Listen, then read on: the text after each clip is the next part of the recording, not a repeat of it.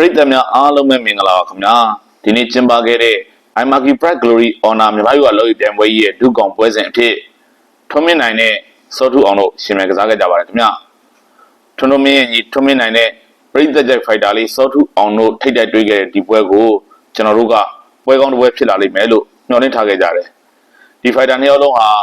ထိုင်းနိုင်ငံကပြိုင်ပွဲတွေမှာတော့ဖြတ်သန်းကျင်လည်ခဲ့မှုတဲ့အတွေ့အကြုံရှိတော့အပြည့်မှုပြင်းထန်လိမ့်မယ်လို့တွက်ဆထားခဲ့တာခင်ဗျာ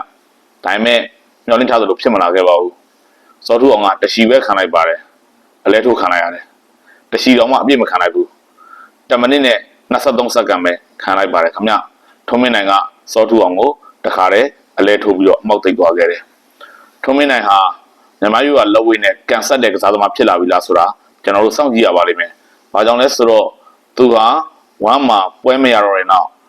မြန်မာပြည်ကလော်ဝေးဘက်ကိုကူပြောင်းလာတယ်အခုနှစ်ပွဲထိုးတယ်နှစ်ပွဲလုံးနိုင်တယ်ရှေ့ရတဲ့ပွဲဆိုရင်ဒါမြန်မာလော်ဝေးဝါချန်ပီယံရှစ်စနစ်ပြည့်နှစ်ပတ်လည်ပြိုင်ပွဲမှာသူဝင်ထိုးဝင်ရခဲ့တယ်အဲ့ပွဲစဉ်မှာသူ့ကိုကမ္ဘောဒီးယားနိုင်ငံသားခွန်ခမဖိုက်တာနဲ့ပွဲတယ်ပေးခဲ့တယ်ထွန်းမင်းနိုင်ကအခုလိုပဲအလဲထိုးနဲ့အနိုင်ပြခဲ့တယ်ခပတ်လည်းရရှိသွားခဲ့တယ်ဒီဘက်မှာဆိုရင်လည်းစကရဲကနှစ်ယောက်အားပြန်ပြီးတော့အကဲစမ်းထိုးတယ်ပူးပြီးတော့ရင်ဆိုင်ရှင်ပြိုင်ထိုးရတဲ့အချိန်မှာထွန်းမင်းနိုင်ကနှစ်ယောက်ပူသွားတဲ့အချိန်မှာပဲသူ့ရဲ့တရောင်တစ်ချက်ကျွေးလိုက်တယ်အဲ့တရောင်ချက်ကတခါတည်းပဲစောထူအောင်မှောက်သွားစေခဲ့တယ်ကျိုးဝိုင်းချမ်းမင်တစီကိုနောက်တောင်းကျသွားတဲ့စောထူအောင်ရဲ့ရှင်တွေကိုကြည့်ပြီးတော့ဒိုင်လူကြီးကပွဲဆက်ထိုးမဖြစ်နိုင်တော့ဘူးဆိုတာဆုံးဖြတ်လိုက်တယ်အဲ့တော့ဒိုင်လူကြီးကပွဲကိုရန်နာပြီးတော့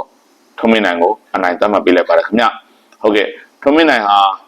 1 Championship မှာဆိုရင်6ပွဲထိုးခဲ့တဲ့ဖိုက်တာဖြစ်ပါတယ်သူဟာ1 Friday fight မှာပွဲစဉ်6ပွဲထိုးခဲ့ရတယ်3ပွဲနိုင်တယ်3ပွဲရှုံးတယ်သူ့ရဲ့ရှုံးနိုင်နေရလဲမှတ်သားစရာကောင်းတယ်ခင်ဗျတပွဲနိုင်ပြီးတပွဲရှုံးတယ်တပွဲနိုင်ပြီးတပွဲရှုံးတယ်တပွဲနိုင်ပြီးတပွဲရှုံးတယ်နောက်ဆုံးထိုးခဲ့ပွဲမှာသူရှုံးတယ်ရှုံးပြီးတဲ့နောက်1နဲ့သူ့ကြမှာတနစ်နီးပါအဆက်ပြတ်သွားပြီပေါ့လေအခုဆိုရင်တနစ်တောင်ကြော်လာခဲ့ပါပြီအဲ့တော့1ဘက်ကပဲသူ့ကိုပွဲပေးတာလား1ကပွဲပေးရနေပဲသူကဝင်မထိုးရလားတော့ကျွန်တော်တို့လည်းမသိတော့ဘူးပေါ့လေဘာဖြစ်အခုတော့မြန်မာကလော်ရီဘက်ကိုထွန်းမင်းနိုင်ဝင်ရောက်လာပါပြီနှစ်ပွဲထိုးတယ်နှစ်ပွဲလုံးအနိုင်ရလာကိုရရှိသွားခဲ့ဖြစ်ပါတယ်ခင်ဗျာကြည့်ရှုအားပေးတဲ့ပရိသတ်အားလုံးကိုအထူးပဲကျေးဇူးတင်ရှိပါတယ်ခင်ဗျာ